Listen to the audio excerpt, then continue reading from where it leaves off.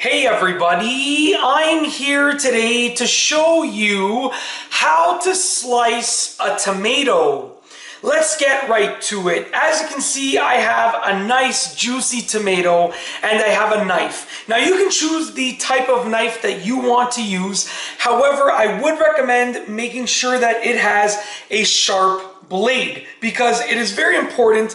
You don't want a dull blade because then it's going to get caught on the skin of the tomato instead of slicing through it. So the first thing that you have to do is remove the core. As you can see right there, there's the core. There are many ways to do this. You can, some people like to put their finger against the knife, dig it in, and then sort of just turn it. Since this is a larger than usual core, what I like to do is I like to just use my knife and just cut around it. I'll just try and show it to the camera just like that. Once again, it all depends on the size of the core and your own style. It's up to you, whatever you want to do. There's the core. Now that it's been removed, I'm just going to place it to the side. Now what we have to do next is we have to cut the tomato in half. So I'm just going to go ahead and I'm just going to go and cut the tomato in half. Just like that, a nice smooth cut. As you can see, the tomato is nice and juicy. It looks delicious. Now what you're going to do is you're going to take each of the halves, and I'm only going to be doing it with one half because I don't need to use this half for what I'm cooking right now.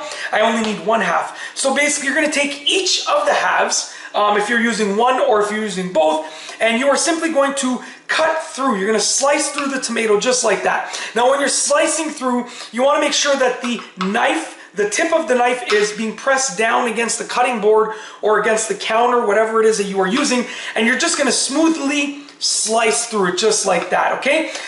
Once again, be careful with your fingers. Safety is obviously a priority when you're slicing a tomato, so just go ahead and slice through it just like that.